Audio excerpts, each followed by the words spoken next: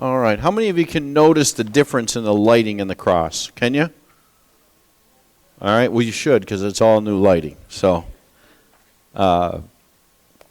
thanks to a generous person that bought the materials, and then thanks to Jerry, Dill, David, Anna for their labor and climbing all the way up there and replacing the ballasts and also the bulbs. It is much better. Before, several of the bulbs weren't lit and the lights were shot, and one of them one day started smoking while we were here. You know, it was an awful thing. But we're in good shape there. Also, light. You know, we continue to work on the outside lighting. The lighting right outside of here, pointing toward the building. You'll see that tonight as you leave. That looks fantastic as well.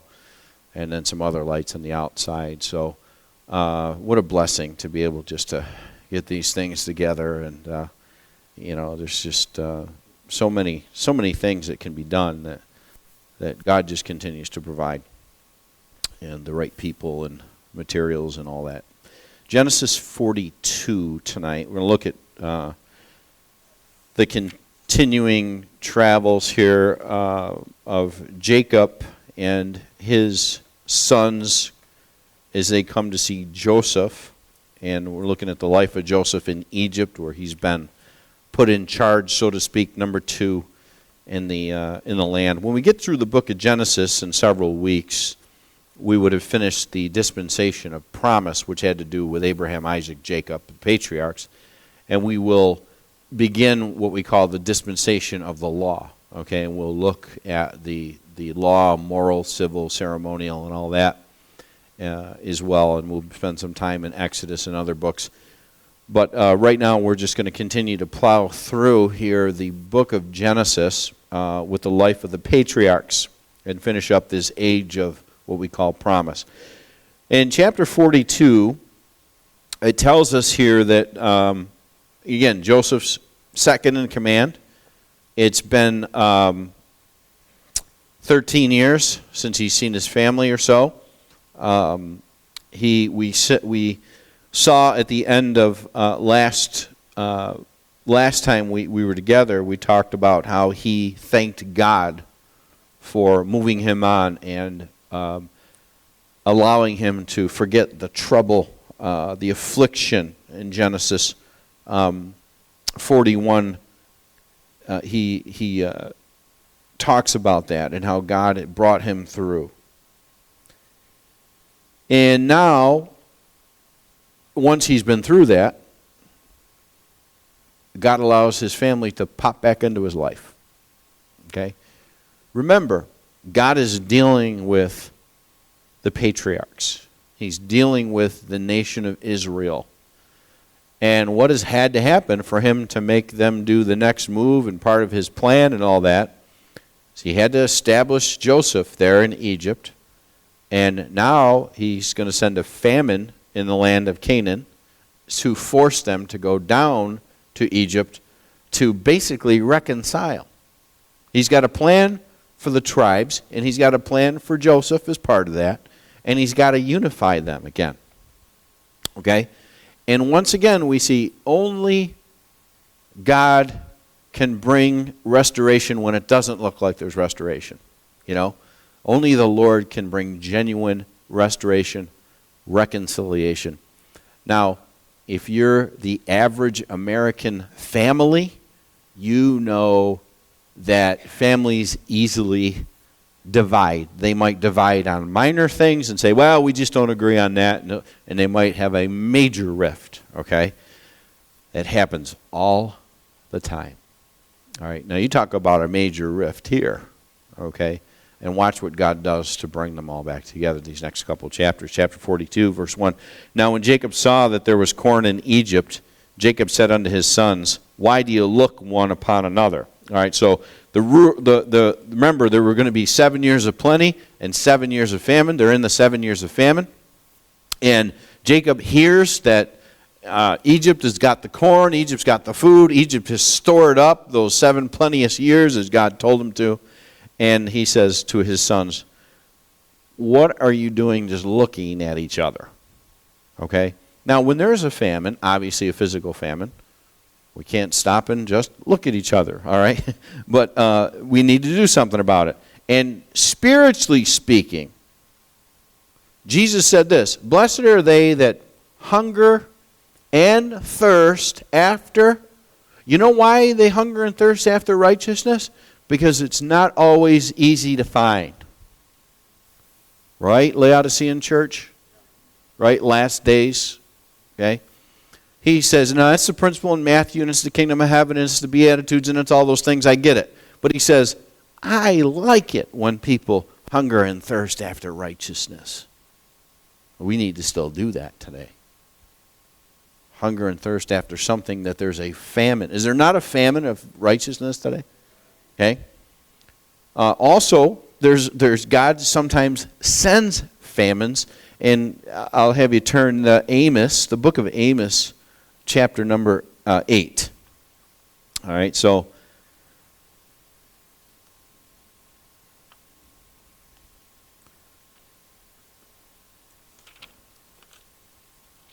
you go Daniel, Hosea, Joel, Amos. Chapter number 8. Here's a different kind of famine. This is the famine that we deal with today. I believe, anyway. Amos chapter 8, verse 11. Behold, the days come, saith the Lord God, that I will send a famine in the land, not a famine of bread, nor a thirst for water, but of hearing the words of the Lord. So at times, and you could take this as certainly as future for Israel and all that, but devotionally speaking, at times there's going to be a famine in the land regarding of hearing of the word of the Lord. Okay? I was just talking to someone tonight, and they said they're another church that does, and a lot of churches do this, and it's not the church it's not the church you're thinking of when I say this. All right, so, but they do. They go to their small group, and it's weak. It's thin. Now this person's a stronger Christian, but he recognizes the famine. And we discussed that, talked about the different options and what we need to do today. Because it's thinning out, man. When you got to bring into the small groups, you can't bring something from the Word of God and you bring in something from a Roman Catholic bishop in the 1600s and you're reading it before the group as your devotion. Things are thinning out a little bit. All right? That stuff is happening everywhere. I'll go to the internet. When I used to run small groups, Bible studies, we used to have regular meetings with our teachers to stay on the same page. And I would say, no internet lessons. Anybody can Google. Anybody can go find one on the internet. Get it from the Word. Okay? Because there's a famine. Now, I say all that to set up this story. There's a literal famine of food in Israel, God's land, but there's food in Egypt, and they got to go to Egypt to get it. All right? There's a lot of devotional material. Egypt is a type of the world. All right? There's a famine in the land of Christianity today. And do you know where they're going to get their food? Egypt, the world. Wrong place to go. Keep that in mind. All right. Anyway, why do you look upon one another, he says. Verse 2, and he said, Behold, I have heard that there is corn in Egypt. Get you down thither and buy for us from thence, that we may live and not die. Again, physically speaking, go get it. And Joseph's 10 brethren went down to buy corn in Egypt. But Benjamin, Joseph's brother, Jacob sent not with his brethren, for he said, lest peradventure mischief befall him. Now remember, Jacob believes that Joseph is dead. Benjamin is Joseph's full brother, okay, same mother, same father, and he favored him because he was a son of Rachel, and he says, I'm not letting him go. I protect him. I don't want him to die too. So he leaves him there. And the sons of Israel came to buy corn among those that came, for the famine was in the land of Canaan. And Joseph was the governor over the land, and he it was that sold to all the people of the land. And Joseph's brethren came and bowed themselves before him with their faces to the earth. Remember way back when Joseph dreamed a dream that his brothers would bow before him and they scoffed at him? Well, now it's starting to come true, okay? He's still missing one brother there, and he knows it, and that's why what's going to happen is happening here. And Joseph saw his brethren, and he knew them, but made himself strange unto them, and spake roughly unto them. And he said unto them, Whence come ye? And they said, From the land of Canaan to buy food. And Joseph knew his brethren, but they knew him not. And again, we can say it's 13 years later. We could see that he's probably in his Egyptian garb. They don't even think he's alive, so why would they ever suspect that this is their brother? Okay? The other thing I'll say about this is, when God's involved in something, strange things can happen. This is strange. A full country of Egypt, he's in charge. You know how many people must have been in that country of Egypt? And here come 10 guys wandering in, and it's his brothers. Last people I'm sure he thought he would ever see. But now he's going to say, he's going to know God is in this thing. God is in this thing. And when circumstances like that, strange circumstances like that happen in your life, as a Christian, you've got to know that God's involved in it. You got to understand that. Coincidences, right? Strange things like that. The Lord's involved in that. Verse 9, Joseph remembered the dreams which he dreamed of them, and said unto them, Ye are spies, to see the nakedness of the land ye are come. And they said unto him, Nay, my Lord, but to buy food are thy servants come. We are all one man's sons. We are true men. Thy servants are no spies. And he said unto them, Nay, but to see the nakedness of the land ye are come. You're going to come and you're going to attack us. And they said, Thy servants are 12 brethren, the sons of one man in the land of Canaan. Behold, the youngest is this day with our father, and one is not. And of course, that one is not is referring to Joseph. And Joseph said unto them, That is it that I spake unto you, saying, Ye are spies. Hereby you shall be proved. By the life of Pharaoh you shall not go forth hence, except your youngest brother come hither. Now, why would he do that? One, he wants to see his youngest brother. And two, he also knew that the dreams could not be fulfilled until all 11 are bound before him. So now he says, I remember this dream. The Lord's obviously in this thing. All right, so now he's going to go. Now I want your brother to come back.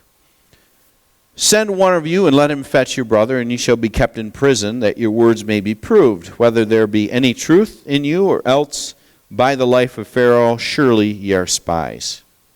And he put them all together into ward 3 days. Now, humanly speaking, in his flesh, come on, you're loving this. You suckers left me in the pit to die. Look who's in charge now. Right? You know it. You know that's happening. I remember years ago, maybe I told this story, I don't know. I don't remember who I tell stories to, but I remember years ago when I started on the staff at First Bible Baptist Church. Is probably 1996, I think. And I was the errand boy, you know. It was, you let Bob do it. You know, it was just, and by the way, I had no problem. I loved it. I absolutely loved it.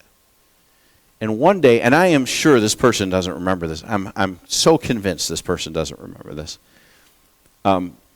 This person was walking down the hall with the pastor, and there I was sitting in my desk running my errands, and he made this comment, like they were in the context of a conversation that I don't know what they were saying.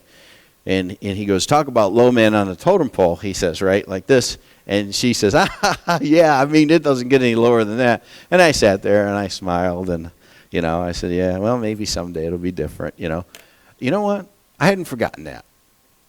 And I know this person doesn't know who they are. I know they don't remember. But let me tell you, you know who their pastor is now? Me. And you think back to that stuff. That's 18 years ago. I didn't forget. I'm not mad about it. I wasn't bitter about it. None of that, but I thought about that. You don't think he's thinking back to when he was in that pit? And saying, you guys are going into prison. So you guys like it. I'm gonna torment you a little bit here. He puts him in the jail for 3 days. And Joseph said unto them the third day, this do and live, for I fear God. So 3 days go by. Joseph's no doubt contemplating, what am I going to do with these guys? I'll torture them a little bit more. But he fears the Lord. You know when you want to act out in vengeance, we should fear the Lord, right? What does God want us to do with this thing? That's hard. Man, that's tough. That's tough. You want to settle the score yourself. You want to just for a minute. God, can I just resign for a few minutes and then come back? Verse 19, he says, if you be true men, let one of your brethren be bound in the house of your prison. Go ye carry corn for the famine of your houses. But bring your youngest brother unto me. So shall your words be verified, and ye shall not die. And they did so. And they said one to another, now think about what's going through their head. Again, they don't know this is Joseph, but think about this. And they said one to another, we are verily guilty concerning our brother, and that we saw the anguish of his soul when he besought us, and we would not hear. Therefore is this distress come upon us. And Reuben answered them, saying, spake I not unto you? 13 years have gone by. Spake I not unto you, saying, do not sin against the child, and you would not hear? Therefore, behold, also his blood is required.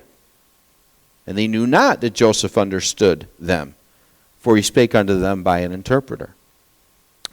Here are the past sins coming back to bite. Does that happen to anybody? Do you know just yesterday, I said, I know this is because of something I did a long time ago. It was one of those things. Now, I don't believe for a minute that God, whips and chastises and says, I'll get you for that. But sometimes there are natural causes from our decisions even before we were saved. And it was one of those deals. I was like, I wish I could go back and change that. So here it comes. And they know, oh my goodness gracious, what did we do? This is coming back to bite us. And he says here in verse 24 says, he turned himself, this is Joseph now. After hearing this all relived again, he turned himself about from them and wept, and returned to them again and communed with them, and took from them Simeon and bound him before their eyes. He had to take a break. He had to go cry. Sometimes you got to do that. Sometimes you got to go grieve. Sometimes you got to go cry.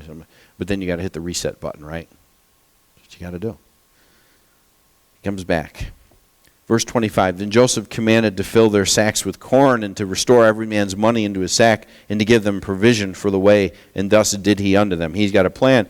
Now he's good to them. He provides for them. They have no idea, but this is what he's doing. He's having some sort of compassion on them. And they laded their asses with the corn, departed thence. And as one of them opened his sack to give ass provender in the inn, he espied his money, for behold, it was in his sack's mouth. He seized his money back in the sack. He said unto his brethren, my money is restored, and lo, it is even my sack. And their heart failed them, and they were afraid, saying one to another, what is this that God hath done unto us? They understand. This, again, strange circumstances. This guy puts us in jail for 3 days, sends us on our way, keeps one of our brothers. We got to come back with our other brother. And their money's back in our sack? What's going on? Lord, what is going on here? You ever do that? That's another one I just did. I just looked up and said, what's going on? What's going on? Help me, enlighten me. I see some strange things going on here. And what had God done unto us? What's he doing? Verse 29, and they came, oh boy, I'd hate to be in their shoes here. They got to go tell their father. The grace that Joseph showed them, and he did show them grace, giving them provision, giving them the money back, makes them at least, not necessarily in a right way, but at least makes them start to fear God and ask, what is going on here? But it was because of Joseph's grace, leniency on them. They came unto Jacob their father in the land of Canaan and told him all that befell unto them, saying, this man who is the Lord of the land spake roughly to us and took us for spies of the country. And we said unto him, we are true men. We are no spies. We be 12 brethren, sons of our father. One is not. The youngest is they with our father in the land of Canaan. And the man, the Lord of the country, said unto us, hereby shall I know that ye are true men. Leave one of your brethren here with me, and take food for the famine of your households, and be gone. And bring your youngest brother unto me. Then shall I know that ye are no spies, but that ye are true men. So will I deliver you your brother, and ye shall traffic in the land. You can come back. And it came to pass, as they emptied their sacks, they continued to tell the story, that behold, every man's bundle of money was in his sack. And when both they and their father saw the bundles of money, they were afraid. And Jacob their father said unto them, me have you bereaved of my children. He holds them responsible for Joseph. You've bereaved me. Joseph is not. You guys should have watched after him. And Simeon is not. He's the one back in jail. And you will take Benjamin away. All these things are against me. Now Jacob's saying, I don't see the hand. I'm not sure what's going on here. And Reuben spake unto his father, saying, Now get the character of this guy. Reuben says, slay my 2 sons if I bring him not to thee. Deliver him into my hand, and I will bring him to thee again. I'm thinking, out of all these strange circumstances, you're going to offer up your kids? You don't know what's going to happen here. And he said, my son shall not go down with you, for his brother is dead, and he is left alone. If mischief befall him by the way, in the which you go, then shall you bring down my gray hairs with sorrow to the grave. All right, so that's his initial response, verse 38. Remember that, because it's going to change. My son shall not go down with you. No, not happening. He's adamant about it. So I'm sure that they said, well, what more can we do? Not much we can do, guys. So they just stay there and they share the food that was given them. And then we now move into 43, and it says, and the famine was sore in the land. It came to pass, when they had eaten up the corn which they had brought out of Egypt, their father said unto them, go again, buy us a little food. You know what? Where'd they get the food? Egypt's food doesn't last long. You understand? The world's food that you feel like, oh man, that was good. Oh, I liked that. That was cool. Oh man, I feel good when I do this, and I feel good when I do that, and you know you shouldn't be doing it. You know what? It doesn't last long. They're filling their belly with Egypt's food. But you know what happened? Go get some more. Isn't that the way it is? It runs out. Go get some more. You know what? God's food doesn't run out. His sustenance remains. When the Lord Jesus Christ says you drink, if you drink of this fountain, you'll never thirst again. Now, when you came to Christ and called out of salvation, you know you never thirst again. You've never had to do that again. But the world's food, that doesn't last us. And Judah spake unto him, saying, the man did solemnly protest unto us, ye shall not see my face, except your brother be with you. If thou wilt send our brother with us, we will go down and buy thee food. But if thou wilt not send him, we will not go down. For the man said unto us, ye shall not see my face, except your brother be with you. And Israel said, wherefore dealt ye so ill with me, as to tell the man whether ye had yet a brother? Now he's been processing this. Are you guys idiots? Why did you even have to tell him that you had a brother here? That's what he's thinking. You didn't have to tell him. What did you tell him our life story for? Just sent you to go get food, that's all I did. And it doesn't make sense. So now he's processing that. You know what? This is what we do too. People think that understanding a situation will solve the problem. It might. Sometimes you go, okay, I see that that's broken, this needs fixing, okay, and that's going to solve the problem. But you know, when we have those situations where nothing makes sense, and you go, what happened? Why did this happen? Do you know understanding that doesn't change what happened, does it? Understanding it doesn't change what happened.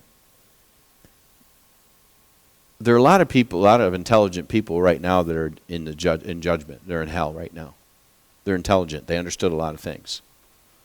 Understanding doesn't change things. You know, and for you and I, it's the same thing.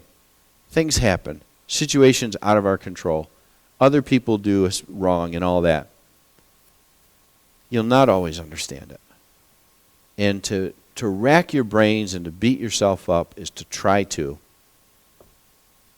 That doesn't help.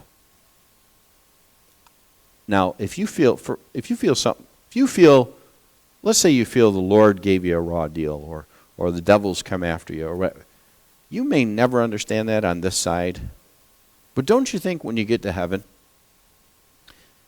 and God says, hey, Joe, let me explain something to you here. Don't you think you're going to be, gotcha, got you 10-4. You know what I mean? All right, so we need to somehow bring that into today and say, Lord knows, right? Lord knows. Lord knows. And we can't always try to overanalyze situations. So this is what he's doing. What did you dummies do? You know, that's what he's thinking. And they said, the man asked us straightly of our state and of our kindred, saying, is your father yet alive? Have you another brother? We told him according to the tenor of these words, could we certainly know that he would say, bring your brother down? No, you couldn't have known that. And Judah said unto Israel, his father. Now remember, his brother just said, his brother Reuben had said, kill my 2 sons. Judah says, send the lad with me, and we will arise and go, that we may live and not die, both we and thou, and also our little ones. I will be surety for him. Of my hand shalt thou require him, if I bring him not unto thee, and set him before thee, and let me bear the blame forever. Now that's a guy of character. His brother, kill my 2 sons. Must not have liked those boys. And Judah, what a difference though. What a difference. Let me bear the blame. I will take responsibility. And, you know, Judah says, prophetically, let me bear the blame forever. Jesus Christ is the Lion of the tribe of Judah. He's from Judah. Does he not bear the blame forever? Jesus Christ? Yeah. Let me bear the blame forever. That's a prophetic statement there. Let me take the blame. Let me bear it. For except we had lingered, surely now we had returned the second time. And and he's right. He said, if we would have just gotten down to business, our lives would have went on, we'd be through this. Okay? But we lingered. We procrastinated. There's another lesson. Procrastination. Sometimes that's not always good. Get down to business. Get it done. Let's get on top of it and move on to the next thing. That's a better approach. It's a better approach. Procrastination just wastes time. They lingered. And their father Israel said unto them, if it must be so now, do this. He changes his tune. Take of the best fruits in the land in your vessels, carry down the man a present, little balm, little honey, spices, myrrh, nuts, and almonds. There wasn't much. They weren't life-sustaining, so to speak, but they were able to send some stuff down there. And take double money in your hand, and the money that was brought again in the mouth of your sacks. Carry it again in your hand. Peradventure it was an oversight. They had plenty of money. You know what's interesting about that? Take double money. They had plenty of money, but money cannot buy rain. Isn't that something? There's a heavy famine, sore famine. They got all the money in the world. What good did it do? Nothing, because our sustenance comes from the Lord. You can have all the money in the world and be empty. And isn't that what we see a lot? We see a lot of that. Folks, I've been saved 20 years or more.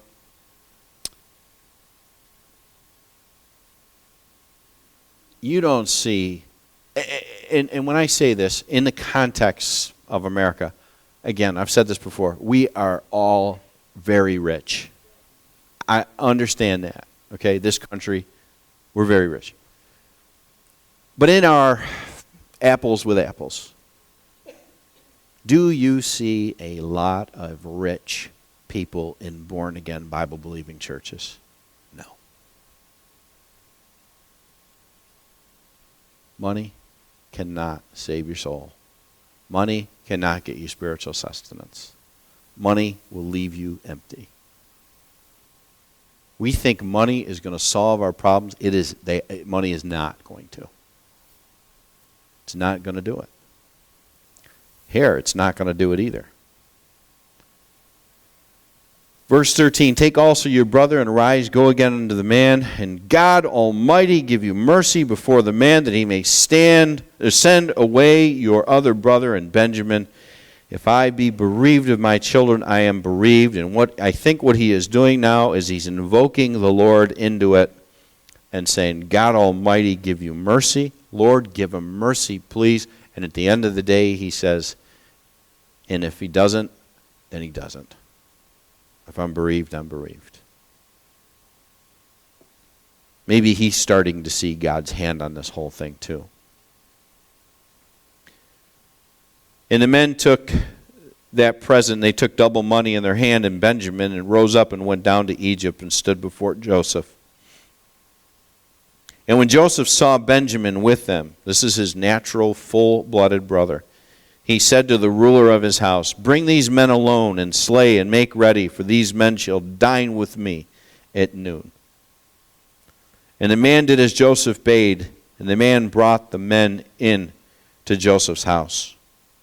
And the men were afraid because they were brought into Joseph's house. And they said, because of the money that was returned in our sacks at the first time are we brought in, he may seek occasion against us and fall upon us and take us for bondmen and our asses. Of course, they're thinking the worst. They were afraid. And they came near to the steward of Joseph's house, and they communed with him at the door of the house and said, "O sir, we came indeed down at the first time to buy food, and it came to pass when we came to the end that we opened our sacks, and behold, every man's money was in the mouth of his sack, and our money in full weight, and we have brought it again in our hand. And other money have we brought down into our hands to buy food. We cannot tell who put our money in our sacks." And he said, "Peace be to you, fear not. Your God and the God of your father hath given you treasure in your sacks.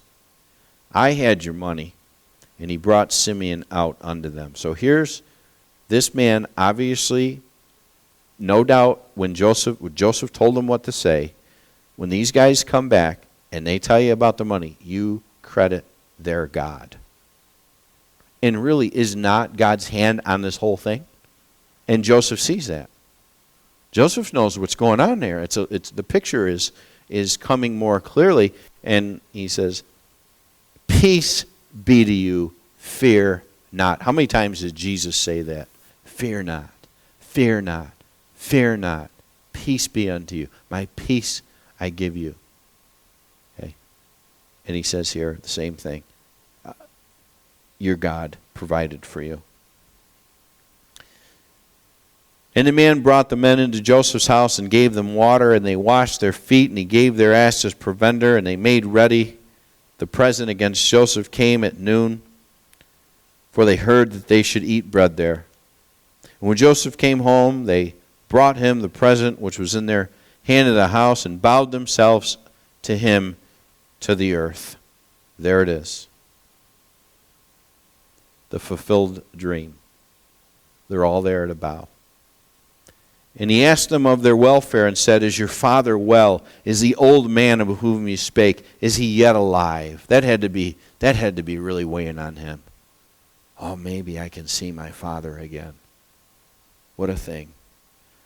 And he must have thought it strange, his brothers, that he would ask details and remember their family and the whole thing. He must have dealt with thousands upon thousands upon thousands of people. And they're thinking, what is this guy doing?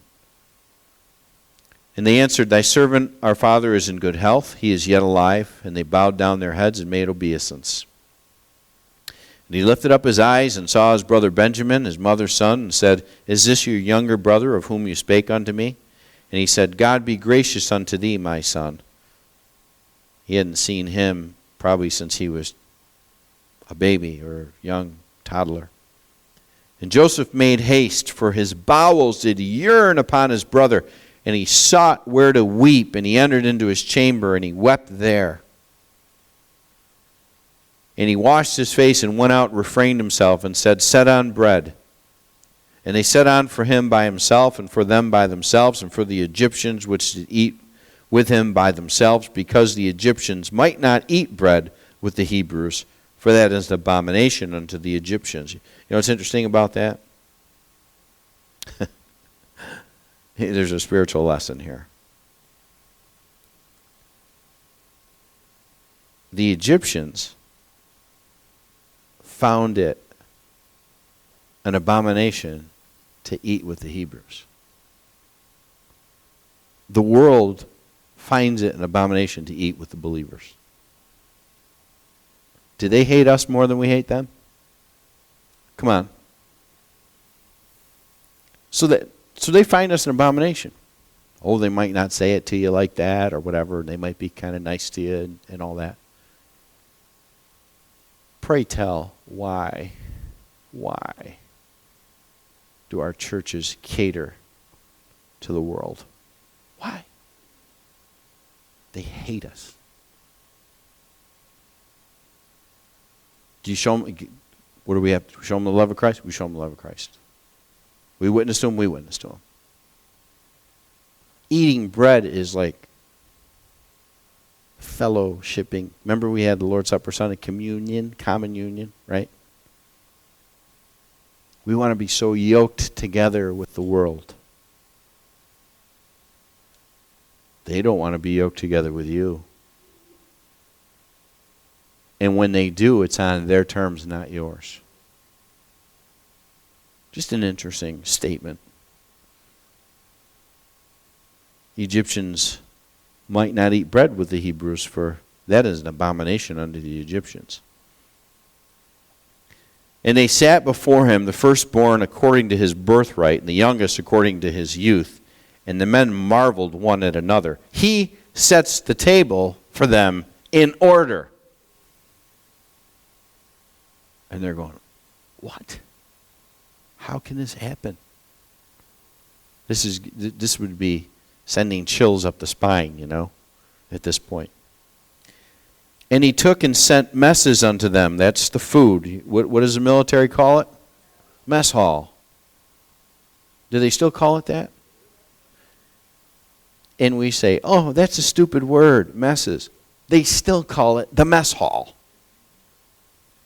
He took and sent messes unto them from before him, but Benjamin's mess was 5 times so much as any of theirs, and they drank and were merry with him. Folks,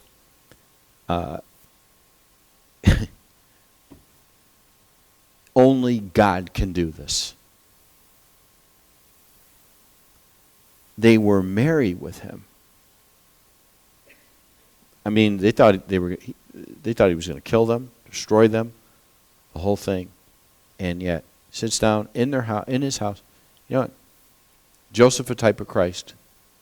We before Christ are guilty. We before Christ ought to fear. We before Christ deserve nothing but judgment.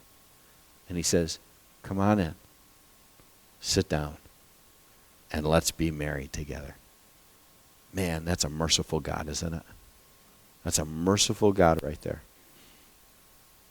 So, there they are. Now, what's going to happen next time that we come together, Joseph is going to reveal himself to his brethren. And they're going to have a very emotional reunion, and they can move on with the plan of the Lord now. Okay, so the lessons are several tonight, but one is, the famine. You don't get sustenance in a famine from the world. You don't get your spiritual devotions from the world. Okay? The Dalai Lama is not going to help you, Christian. Okay? The Pope's not going to help you. The Quran's not going to help you. You don't get your spiritual sustenance from the world. Okay? You do things God's way. Let him take care of it. At the end of the day, you're going to be fed and you're going to be merry.